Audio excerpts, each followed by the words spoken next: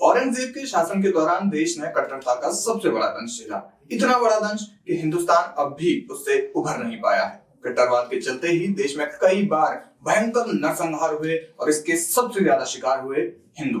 मुगल शासकों ने अपने रीति रिवाज और अपना पहनावा तक हिंदुओं पर थोपने की कोशिश की। कुछ हद तक वो इसमें सफल भी रहे, लेकिन बाद में उन्हें भी देश छोड़कर भागना पड़ा। नमस्कार, मेरा नाम मयंक गौर है और आप देख रहे हैं इतिहास में आज। इसमें हम आपको बताते हैं इतिहास से जुड़ी कई अहम घटनाएं और इतिहास में आज के दिन का ताल्लुक है औरंगजेब और उसके बड़े भाई दारा शिकोह से। उस समय दिल्ली का सुल्तान था शाहजहां। शाहजहां के शासनकाल को मुगल साम्राज्य का सबसे स्वर्णिम काल भी कहा जाता है।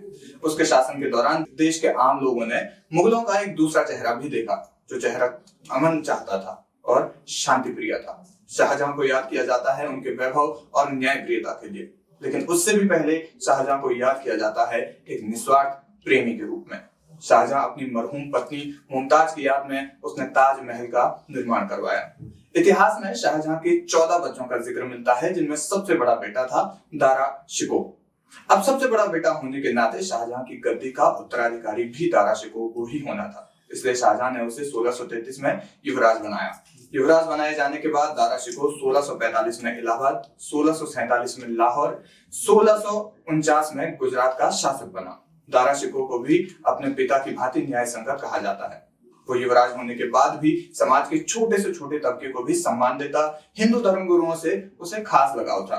दारा शिकोह ने मुस्लिम होते हुए कभी हिंदू मुस्लिम के बीच विवाद की स्थिति पैदा होने ही नहीं दी। वो सूफीवाद का समर्थक था और साथ ही उदार स्वभाव का होने के कारण मुगल साम्राज्य में प्रख्यात भी हुआ। दारा शिकोह एक बेहतरीन और प्रभावशाली लेखक भी रहा। सूफी संतों के जीवन और उन पर आधारित किताबें भी दारा शिकोह ने लिखी है, जिनका नाम है सफीनात अल औलिया और सकीनात अल औलिया। उसकी कविताओं पर आधारित पुस्तक का नाम है अक्सीरे अजाम।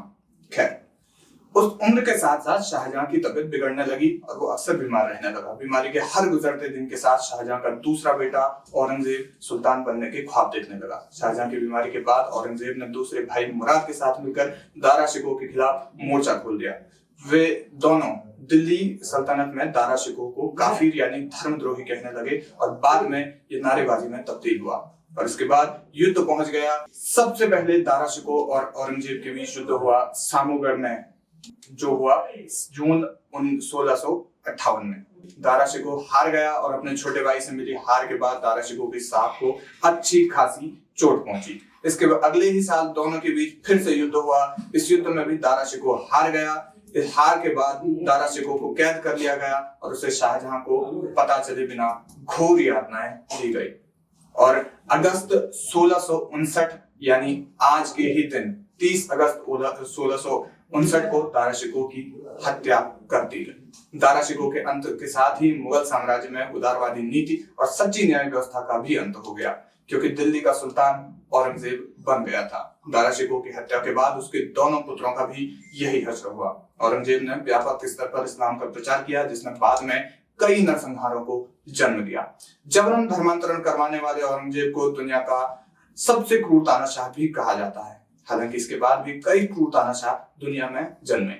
सिखों के गुरु तेग बहादुर जी की बर्बर हत्या भी औरंगजेब ने ही की थी। उनका सर धड़ से अलग करने के बाद दिल्ली की जिस जगह पर उनका सर गिरा, उसे आज हम शीशगंज गुरुद्वारे के नाम से जानते हैं।